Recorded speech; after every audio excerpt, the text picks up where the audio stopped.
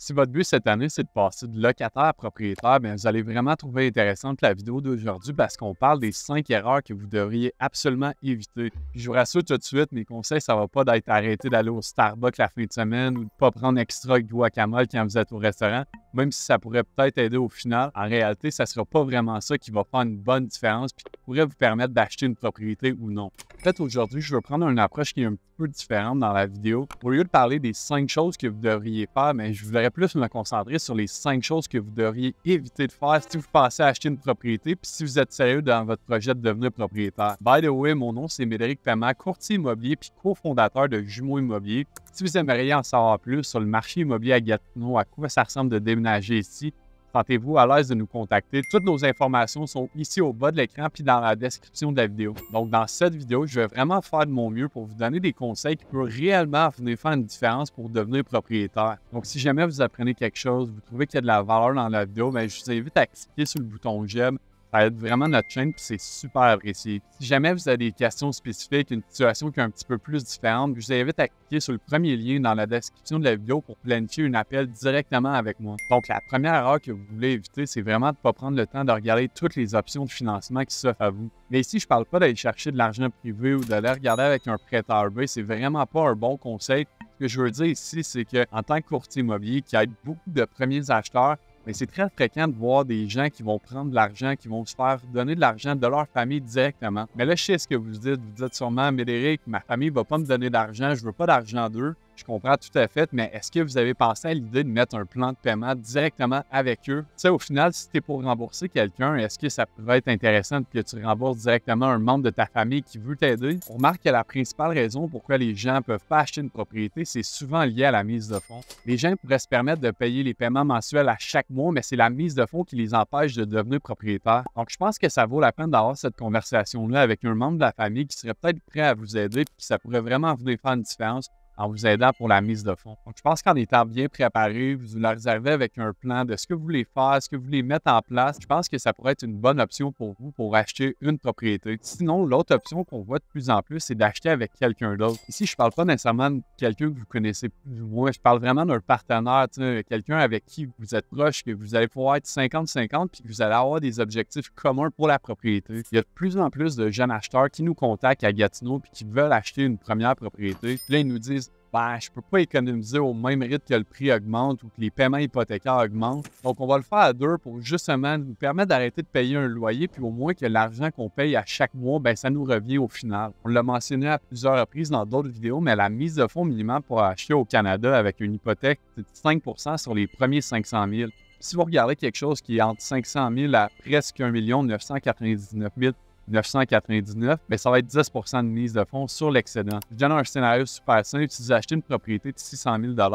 ça va être 25 000 sur le premier 500 000 puis un 10 000 sur le 100 000 d'excédent. Donc, 35 000 de mise de fonds pour acheter la propriété. Si jamais vous êtes capable d'accumuler plus de mise de fonds, aller jusqu'à 20 %, vous pourriez aussi éviter de payer l'assurance hypothécaire. Bien évidemment, mettre 20 % de mise de fonds, c'est plus difficile. La plupart des gens ne vont pas avoir la mise de fonds. Mais si vous êtes à 15 % en ce moment, vous demandez est-ce que je devrais attendre jusqu'à 20 pour ne pas payer l'assurance hypothécaire, bien, je pense que ça vaudrait la peine de parler avec un courtier hypothécaire ou un conseiller financier pour vraiment voir la différence réelle entre les paiements hypothécaires avec 15 % de mise de fonds en payant la prime de l'assureur prêt ou les paiements avec 20 % de mise de fonds sans assurance hypothécaire. Parce que ramasser le 5 % de différence, peut-être que ça va prendre du temps et qu'au final, ça ne vaudrait peut-être pas la peine. La deuxième erreur que vous voulez éviter, c'est pas de comprendre le fonctionnement de l'hypothèque. Je ne parle pas ici de devenir un expert ou de devenir un spécialiste, c'est vraiment juste d'avoir une base, au moins de comprendre le fonctionnement. Souvent, les gens pensent juste au taux d'intérêt, on voit le taux d'intérêt dans les médias, on pense au taux d'intérêt, les taux d'intérêt sont hauts, mais en réalité, il y a d'autres choses qui sont super importantes aussi, qui doivent être prises en considération. On parle souvent du taux d'intérêt, mais je pense que c'est important aussi de bien comprendre la différence entre payer le capital puis payer les intérêts du prêt. On le sait, les banques veulent être payées en premier, donc les 5 premières années de l'hypothèque vont être principalement consacrées à payer les intérêts. Si on regarde les paiements hypothécaires en ce moment, on va peut-être regarder un 60 % d'intérêt puis un 40 % du capital à chaque mois. Ça, en ce moment, bien, c'est dû au taux actuel. Une façon de contrer ça, ce serait peut-être d'accélérer les paiements sur l'hypothèque. Oui, ça va coûter plus cher, mais au final, tu pourrais peut-être réduire jusqu'à 10 ans la période d'amortissement sur l'hypothèque en faisant juste un paiement supplémentaire à chaque mois. C'est plus facile à dire qu'à faire, mais sachez que si vous payez plus vite votre prêt, ben vous allez payer moins longtemps puis vous allez sauver beaucoup d'intérêts. Mais je pense que c'est important d'être conscient des intérêts qu'on va payer tout au long du prêt. Donc, vous pouvez aller regarder dans un tableau d'amortissement le montant d'intérêt que vous allez avoir à payer à la fin de votre prêt. C'est certain que ça va être un gros montant. Je ne dis pas que c'est une mauvaise chose d'investir, mais c'est bon d'être conscient du montant que vous payez en intérêt. La troisième erreur à éviter, c'est vraiment de ne pas prendre avantage à un des programmes pour les premiers acheteurs qui sont disponibles. Il y en a plusieurs dépendant où vous êtes, mais le premier que je pourrais parler ici, c'est vraiment de rapper vos REER. Donc, d'aller chercher les 35 000 qui vont être exonérés d'impôts pour l'achat de votre propriété. C'est certain, vous allez devoir rembourser le montant, mais au moins, elle va être exonérée d'impôts. Donc, c'est super intéressant et ça peut être avantageux pour vous. L'autre programme qui est tout nouveau depuis 2023, on parle du CELIA. En fait, avec ce compte-là, tu peux cotiser jusqu'à 8 000 par année. Donc, préférablement, ça serait de l'ouvrir le plus tôt possible pour déjà commencer à cotiser. La petite chose spéciale avec le compte ici, c'est que le maximum va être de 40 000 exonérés d'impôts comme le REER. Si tu prends le 40 000 du CELIA plus le 35 000 de ton REER,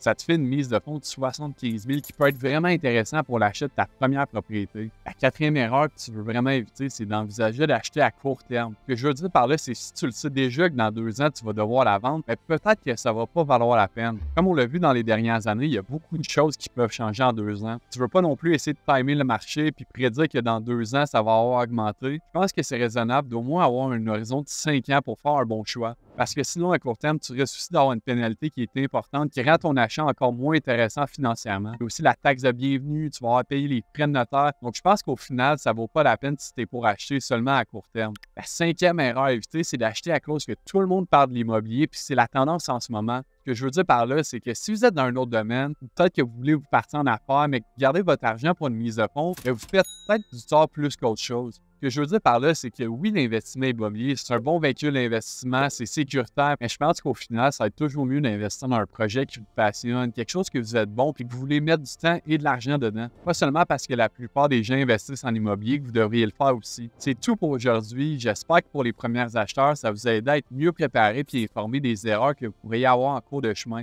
Si vous avez des questions, vous pouvez nous les écrire directement en commentaire. Ça va nous faire plaisir de vous répondre. N'hésitez pas à vous abonner, c'est super apprécié. Puis sinon, on se revoit dans une autre vidéo.